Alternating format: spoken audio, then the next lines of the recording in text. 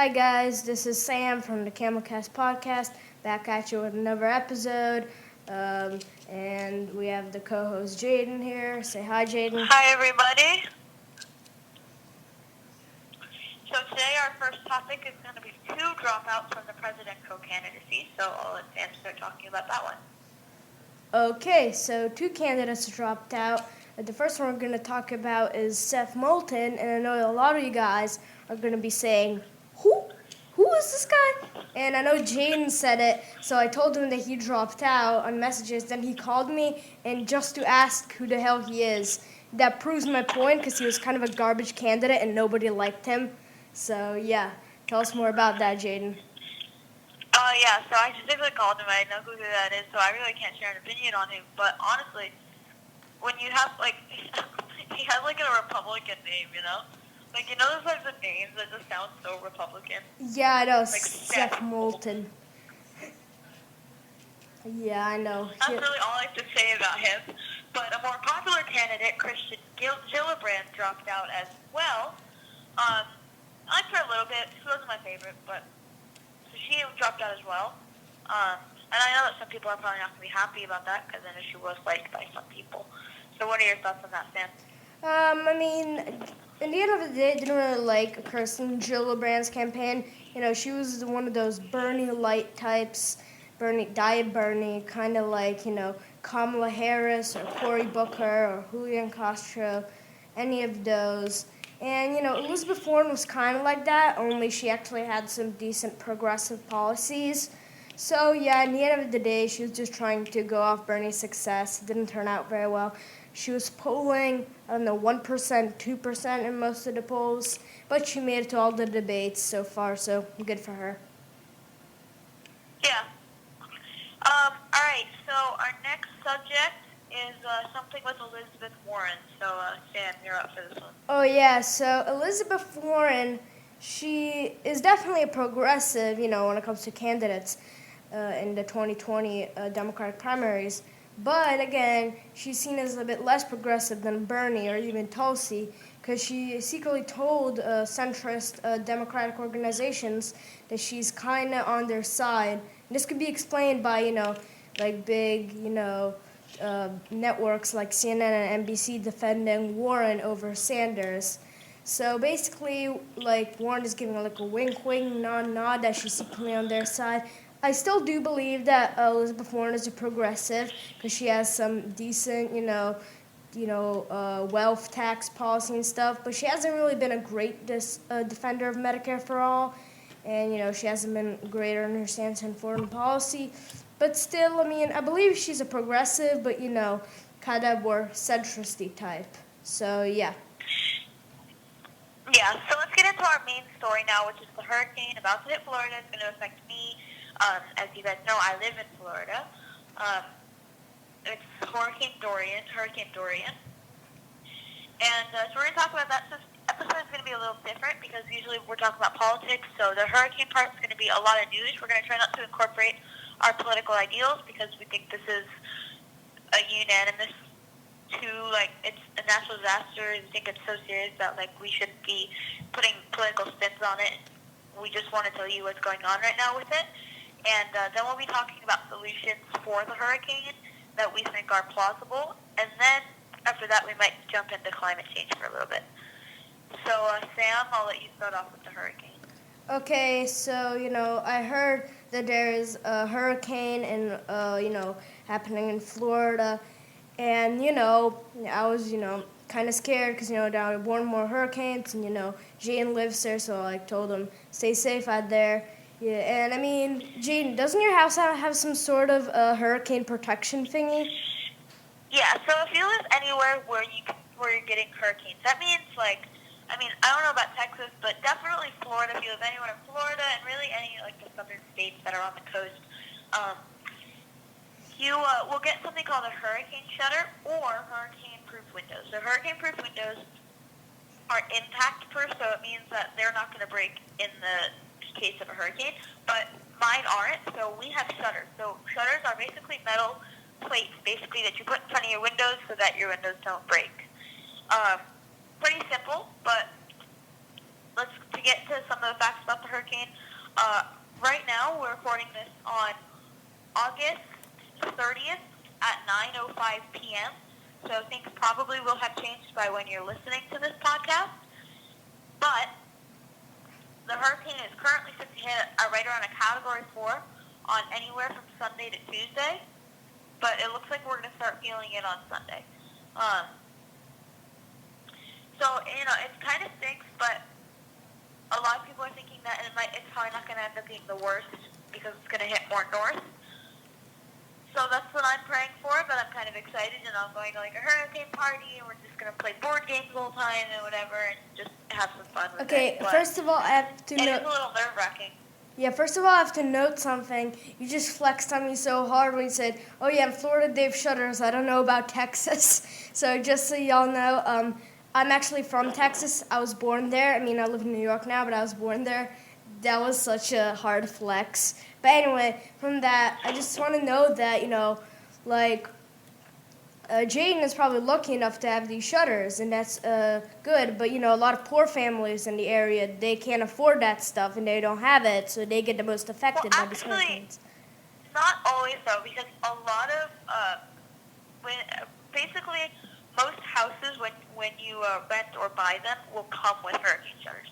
Not all, so yeah, that is true, but most will. So you don't actually have to buy them, which is pretty lucky for us. At least we didn't have to buy them. Yeah, but again, still, even with shutters, your community can still get affected in tons of ways, Houston or parts of Miami during Harvey and Irma. Yeah, flooding is one pretty intense thing, and it's probably the most dangerous part about a whole hurricane, because wind, it probably won't affect you the most as long as you're not going outside with an umbrella. You fly away. But the rain obviously is going to affect you. It's just rain. What will affect you is flooding, because especially if you live near the coast, the water will just easily get up the shore because you have a storm surge, and your house could get flooded. And this is how, during hurricanes, lives are lost, and people are put in great danger because of flooding. Yeah, and this can really, because a lot of areas outside of the city, in places like Houston, Miami, and New Orleans, a lot of low-lying places right outside the city, which are mostly poor, communities with a lot of minorities, like African Americans. They usually get hit the most because they're low elevation areas right near the coast. So, the storm surge hits there, and a lot of communities, a lot of households, and a lot of families are affected, and many people lose their lives. Yeah, it's really sad. So I think now let's get into some solutions for hurricanes. So I think we all can agree that the best solution for hurricanes is to just nuke them. Straight out, we'll just nuke them. Yeah, and this public opinion is supported by, the great crusader for the people and, the people's hero, the populist hero, Donald Trump, who's willing to save everyone's lives by nuking the hurricane in the middle of Africa. Yeah, African nations would be harmed, but who cares about them? I mean, they're in Africa, we only care about America. Yeah, America. So, he's the people's hero. So let's get into all the problems with this solution. Number one, physically, it won't work. As we know, hurricanes thrive in hot water. Radiation makes things hotter. And radiation rain, acid rain, is a lot worse than normal rain. Second, dropping a nuke in the ocean will cause a tsunami. And I think everyone can agree, tsunamis are, if not worse, just as bad as hurricanes. And yeah, so Trump thought this was a serious idea. He presented it as such. And some of his advisors actually took it seriously, but most, they went out and actually said on some interviews, what the hell are we going to do with this? This doesn't show anything. Trump's insane. So yeah, even his advisors were saying that. Also, in order to do this, we literally have to mass produce nuclear weapons. Like, there would literally be, you know how the NRA is like the gun business? Literally, the NRA could make a branch called the NNA, National Nuclear Association, and just create nuclear bombs for destroying hurricanes. That doesn't work. I wouldn't say that because in case one of the NRA watches this and actually guesses us that idea, we're in deep trouble. So. Oh yeah, you're right. Yeah. NRA, if you're listening, you did not hear that. Okay, so I don't know if they're gone now, so we're gonna have to distract them by talking about cheese. Okay, so you did not hear any of that. This is an episode about cheese. Cheese, contrary to popular opinion, is not dried milk. It is residue of milk left. Okay, I think they're gone by now. Anyway, let's get back on topic. All right, so now let's move into actual solutions that would actually work. I think that it's quite hard to just stop a hurricane. You can just freeze a hurricane in midair. And I think the best way to solve this whole hurricane problem is to make sure everyone's prepared and everyone understands the danger of a hurricane. First of all, make sure everyone's prepared. Here's how we do that.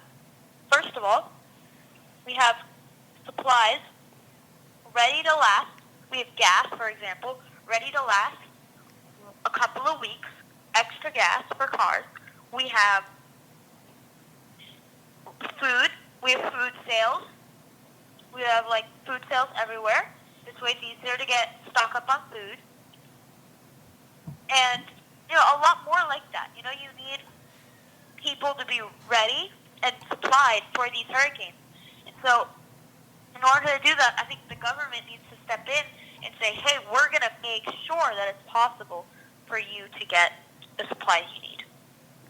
Yeah, and I think another long-term solution to this hurricane. Now, it is proven by many scientists and organizations that one of the main effects of climate change are hurricanes. So a long-term solution may be to cut down on carbon emissions, maybe move to a carbon-free economy by one point.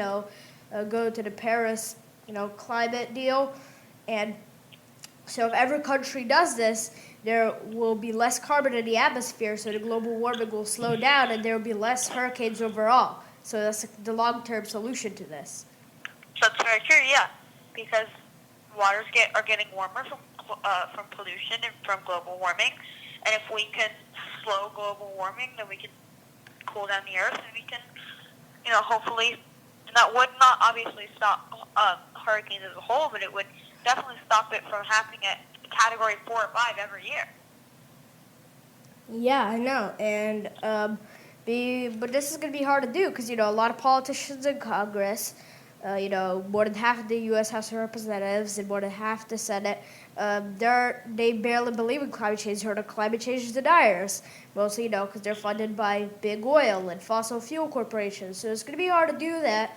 But if more progressives who actually care about climate change and are willing to do something about it, take control of the Congress, the Senate, and the U.S. House of Representatives, we could take, meaningful action in the legislative branch and, try to, emit less carbon and eventually go to the goal of a carbon-free economy. I think especially, if politicians, I don't like money in politics, but I know that a lot of people don't really care that money's in politics. So, fine, keep it like that.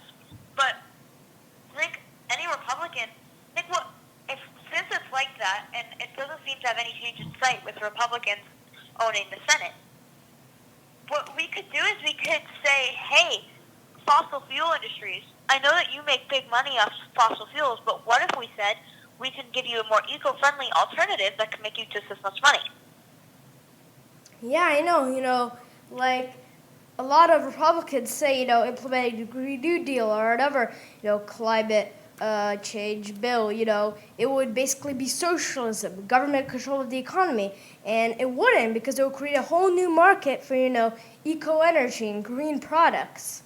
So exactly.